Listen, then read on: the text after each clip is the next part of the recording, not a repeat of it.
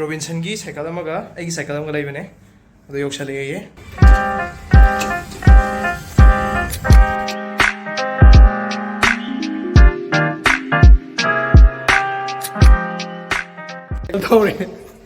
Cycle ꯊꯧꯔꯦ ꯁꯣꯝꯗ cyclist ꯑꯃ ꯂꯥꯛꯑꯦ ꯑꯗꯨꯒ ꯁꯣꯝꯗ ꯑꯃ ꯆꯠꯈ꯭ꯔꯦ ꯃꯅꯤꯡꯒꯤꯁꯦ ꯃꯔꯨ ꯑꯣꯏꯅ ꯁꯨꯡꯐꯥ ꯐꯥꯗ꯭ꯔꯦꯁꯦ ꯑꯩꯒꯤꯗꯨꯅ ꯄꯋꯥꯔ ꯕ꯭ꯔꯦꯛ ꯁꯤꯅ ꯍꯦꯟꯅ ꯐꯥꯔꯦ ꯁꯥꯏꯀꯜꯁꯦ ꯑꯍꯥꯟꯕ ꯊꯧꯕꯒꯤ ꯁꯨꯡꯐꯥ ꯐꯥꯗ꯭ꯔꯦ ꯌꯥꯡꯕꯅꯦ ꯑꯩ ꯑꯣꯠꯄꯗ ꯑꯩ ꯂꯨꯃꯝꯅꯤ ꯈꯔ ꯂꯨꯝꯃꯦ ꯅꯪ. Hi everyone, welcome and welcome back to this channel.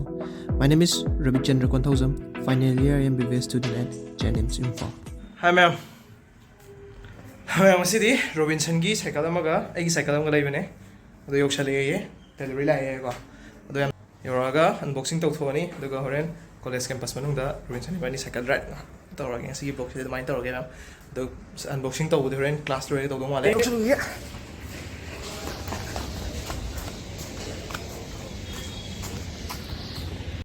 ꯑꯩꯈꯣꯏ ꯕ꯭ꯔꯣ ꯑꯅꯤꯅꯁꯨ ꯌꯥꯝ ꯋꯥꯅ ꯇꯧꯕꯤꯔꯦ ꯍꯥꯏꯗꯤ ꯑꯃꯨꯛꯁꯨ ꯑꯃꯈꯛ ꯄꯨꯔ ꯂꯥꯛꯄꯒꯤꯀꯣ ꯁꯣꯏꯗꯅ ꯃꯣꯏ ꯑꯣꯐꯤꯁꯇ ꯁꯣꯏꯔꯛꯄꯒꯤ ꯑꯅꯤꯔꯛ ꯑꯃꯨꯛ ꯍꯟꯅꯔꯤꯅꯦꯕ ꯑꯃꯨꯛ ꯂꯧꯔ ꯆꯠꯂꯒ ꯑꯃꯨꯛ ꯂꯧꯔꯒ ꯊꯤꯟꯕꯤꯔꯛꯏꯅꯦ ꯌꯥꯝ thank you so much bro ꯑꯅꯤꯕꯨꯁꯨ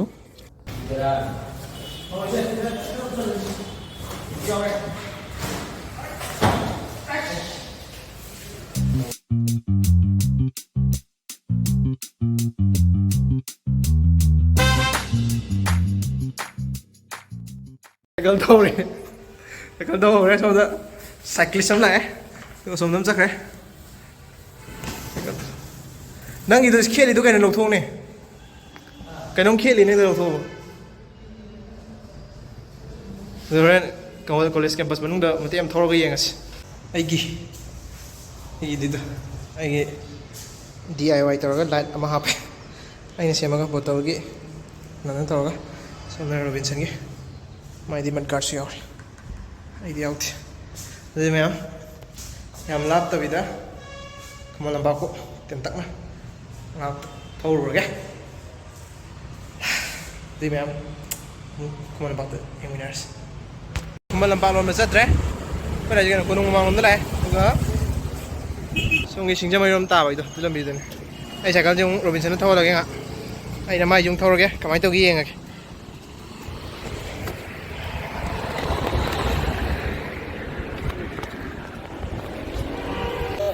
ꯑꯩꯅ ꯊꯧꯕꯗ ꯌꯥꯝ ꯍꯦꯟꯕꯅꯦ ꯃꯥꯏꯁꯤꯅ ꯊꯧꯕꯗ ꯈꯤꯇꯪ ꯂꯨꯝꯃꯦ ꯑꯩꯁꯤꯅ ꯌꯥꯡꯕ ꯍꯦꯜꯂꯦ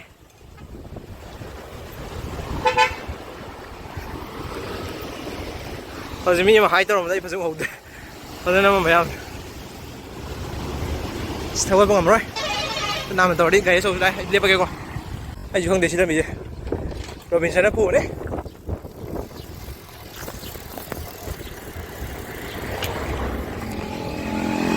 ꯃꯥꯏꯁꯦ ꯗꯤꯛꯁ ꯕ꯭ꯔꯦꯛꯁꯨ ꯑꯣꯏꯔꯤꯅꯦ ꯑꯗꯣ ꯕ꯭ꯔꯦꯛꯁꯦ ꯈꯔ ꯅꯨꯡꯉꯥꯏꯕ ꯋꯥꯠꯂꯦ ꯆꯦꯠꯇꯦꯕ ꯃꯅꯤꯡꯒꯤꯁꯦ ꯃꯔꯨ ꯑꯣꯏꯅ ꯁꯨꯡꯐꯥ ꯐꯥꯗ꯭ꯔꯦꯁꯦ ꯑꯩꯒꯤꯗꯨꯅ ꯄꯋꯥꯔ ꯕ꯭ꯔꯦꯛ ꯁꯤꯅ ꯍꯦꯟꯅ ꯐꯥꯔꯦ ꯁꯥꯏꯀꯜꯁꯦ ꯑꯍꯥꯟꯕ ꯊꯧꯕꯒꯤ ꯂꯝꯖꯦꯟ ꯆꯦꯟꯕꯒ ꯁꯥꯏꯀꯜ ꯊꯧꯕꯒ ꯃꯥꯟꯅꯗꯦ ꯃꯁꯜ ꯒ꯭ꯔꯨꯞꯁꯦ ꯃꯥꯟꯅꯗꯕꯅꯤꯅ ꯃꯌꯥꯝ ꯁ꯭ꯋꯥꯏꯗ ꯃꯇꯦꯛ ꯑꯃ ꯈꯥꯝꯃꯒꯦ ꯑꯗꯨꯗꯨꯒ ꯕ꯭ꯂꯣꯛꯁꯦ ꯂꯣꯏꯁꯤꯟꯅꯕ ꯇꯧꯔꯛꯑꯒꯦ ꯔꯣꯕꯤꯟꯁꯟ ꯉꯁꯥꯏꯗ ꯀꯩꯅꯣ ꯈꯥꯝꯕ ꯌꯥꯕ ꯃꯐꯝꯗ ꯈꯥꯝꯃꯒ ꯀꯩꯅꯣ ꯇꯧꯁꯦ ꯕ꯭ꯂꯣꯛꯁꯦ ꯂꯣꯏꯁꯟꯁꯦ ꯁꯥꯡꯃꯜꯂꯅꯤ ꯅꯠꯇ꯭ꯔꯗꯤ ꯍꯧꯖꯤꯛ ꯕ꯭ꯔꯣ ꯑꯃꯒ ꯁꯤꯁꯇꯔ ꯑꯃꯒ ꯒꯥꯔꯤ ꯑꯦꯛꯇꯤꯚꯥ ꯊꯧꯈꯤꯕꯗꯣ ꯑꯦꯛꯇꯤꯚꯥꯔ ꯀꯩ ꯀꯩꯅꯣ ꯈꯪꯍꯧꯗ꯭ꯔꯦ ꯍꯥꯏ ꯇꯧꯁꯜꯂꯝꯕꯅꯦ ꯑꯩ ꯚꯤꯗꯤꯑꯣꯗ ꯐꯖꯅ ꯇꯥꯕ꯭ꯔꯥ ꯇꯥꯗꯕ꯭ꯔꯥ ꯈꯪꯍꯧꯗ꯭ꯔꯦ ꯅꯪꯒꯤꯁꯦ ꯁꯨꯡꯐꯥ ꯐꯥꯗ꯭ꯔꯤꯁꯦ ꯁꯨꯡꯐꯥ ꯐꯥꯗ꯭ꯔꯦ ꯌꯥꯡꯕꯅꯦ ꯑꯩ ꯑꯣꯠꯄꯗ ꯑꯩ ꯂꯨꯃꯝꯅꯤ ꯈꯔ ꯂꯨꯝꯃꯦ ꯅꯪ ꯑꯗꯨ ꯅꯪꯒꯤꯁꯦ ꯅꯦꯝꯃꯦ ꯁꯤꯁꯦ ꯈꯨꯔꯨꯁꯦ ꯀꯣꯜꯂꯤꯁꯦ ꯁꯤ ꯈꯤꯇꯪ ꯅꯦꯝꯃꯦꯕ ꯁꯤ ꯅꯪ ꯈꯨꯔꯨꯁꯦ ꯀꯣꯟꯃꯜꯂꯦꯕ ꯇꯨ ꯅꯪ ꯊꯧꯕꯗ ꯂꯥꯝ ꯐꯪꯗꯕꯩ ꯈꯜꯂꯨꯅꯨꯕ ꯁꯨꯃꯥꯏꯅ ꯑꯩꯁꯨ ꯈꯪꯗꯦꯀꯣ ꯊꯤꯑꯣꯔꯤꯗ ꯌꯨꯇ꯭ꯌꯨꯕꯇ ꯃꯌꯥꯝ ꯊꯦꯡꯅꯕ ꯍꯥꯏꯕ ꯁꯨꯃꯥꯏꯅ ꯀꯣꯜꯂꯒ ꯊꯧꯕꯁꯦ ꯂꯣꯡ ꯊꯧꯔꯛꯄ ꯂꯣꯡ ꯗꯤꯁꯇꯦꯟꯁ ꯊꯧꯔꯛꯄꯗ ꯋꯥꯏ ꯍꯥꯏꯕ ꯌꯥꯝꯅ